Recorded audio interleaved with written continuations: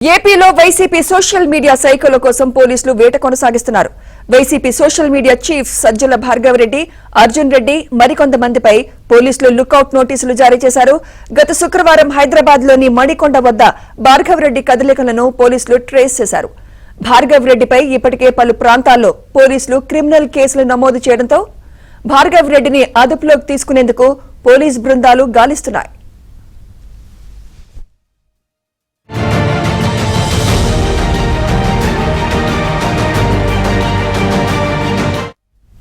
ఇదే అంశంపై మరింత సమాచారం మా ఏపీ బ్యూరో చీఫ్ రామారావు అందిస్తారు. రామారావు,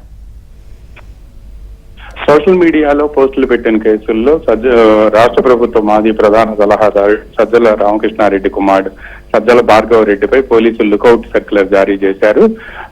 ఆయనతో పాటు అర్జున్ రెడ్డి మరికొంతమందిపై కూడా ఈ లుకౌట్ సర్క్యులర్ జారీ చేశారు. గత శుక్రవారం సజ్జల భార్గవరెడ్డి హైదరాబాద్ లోని మణికొండ ప్రాంతంలో సంచరించాడని పోలీసులు ట్రేస్ చేశారు. అంతకు ముందు రోజు గురువారం సాయంత్రం ఆయన మీద ఎల్ఓసి జారీ చేశారు. ఈయనపై Sajjala Bhargava Reddy YCP social media coordinator గా ఉన్నారని, అదేవిధంగా సోషల్ మీడియా మాత్రం ఆయన కంట్రోల్లోనే జరిగింది అని చెప్పి కూడా నిన్న కడప పోలీసులు అరెస్ట్ చేసిన వర్రా రవీందర్ రెడ్డి ఇచ్చిన స్టేట్మెంట్ లో పేర్కొన్నారు. ఐపాక్ నుంచి వచ్చే ఫీడ్బ్యాక్ తో పాటు కంటెంట్ తో పాటు తాడేపల్లి నుంచి వచ్చే కంటెంట్ కూడా కలిపి తాము పోస్టులు పెడుతూ ఉంటామని కూడా అతను వర్రా రవీంద్రారెడ్డి తన స్టేట్మెంట్ లో పేర్కొన్నారు. దీంతో సజ్జల భార్గవరెడ్డి ఈ మొత్తం తమకు పంపిస్తారని, ఆయన అప్పుడు జూమ్ కాల్లో కూడా మాట్లాడి తమకు తగు సూచనలు చేస్తారు అని కూడా వర్రా రవీంద్రారెడ్డి తన స్టేట్మెంట్ లో పేర్కొన్నట్టు తెలిసింది. దీంతో ఈ స్టేట్మెంట్ ను రికార్డు చేసిన పోలీసులు సజ్జల భార్గవరెడ్డిపై కూడా కేసు నమోదు చేశారు. ఆయనపై రాష్ట్ర వ్యాప్తంగా పలు కేసులు నమోదు కావడంతో ఆయన విదేశాలకు పారిపోకుండా ఉండేందుకు ఎల్ఓసి జారీ చేశారు. ప్రస్తుతం ఆయనతో పాటు మరికొందరిపై కూడా ఎల్ఓసీలు ఇష్యూ చేశారు. అర్జున్ రెడ్డితో పాటు మరికొందరు పార్టీకి సంబంధించిన కీలక నేతలు, అదేవిధంగా ఈ కేసుల్లో ఎవరైతే వర్రా రవీందర్ రెడ్డి ఇచ్చిన స్టేట్మెంట్ లో మొత్తం 30 మంది పేర్లు వచ్చాయి. ఆ 30 మంది పేర్లపై కూడా ఎల్ఓసీలు జారీ చేసినట్టు సమాచారం అందింది. ఈ ఎల్ఓసీలు జారీ చేయడంతో సజ్జల భార్గవరెడ్డిని అదుపులోకి తీసుకునేందుకు ప్రత్యేక పోలీసు బృందాలను ఏర్పాటు చేయాలి అని చెప్పి పోలీసు ఉన్నతాధికారులు నిర్ణయించారు. ఇప్పటికే హైదరాబాదు, ఢిల్లీ, ముంబై, బెంగళూరులో కూడా ఈ ప్రత్యేక బృందాలను మోహరించారు. వీటితో పాటు రేపటి నుంచి మరికొన్ని బృందాలు కూడా రంగంలోకి దిగనున్నాయి.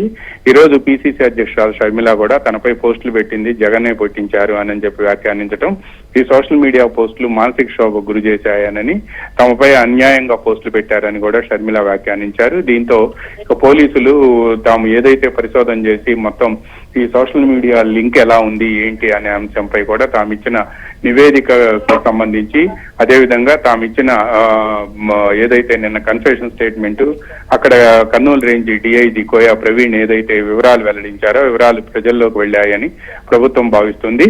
ఇది ఆర్గనైజ్డ్ క్రైమ్ అంటే వ్యవస్థీకృత నేరంగా ఉంది అని కూడా రాష్ట్ర ప్రభుత్వం భావించి అందుకు అనుగుణంగానే సెక్షన్లన్నింటినీ కూడా మోపింది. అందువల్లనే భార్గవరెడ్డి మరికొంతమంది కీలక నేతల కోసం ప్రత్యేక పోలీసు బృందాలను ఏర్పాటు చేసి వీలైనంత సాధ్యమైనంత త్వరగా అదుపులోకి తీసుకోవాలని చెప్పి పోలీసు యంత్రాంగం ప్రయత్నం చేస్తుంది. Right, thank you Ramarao.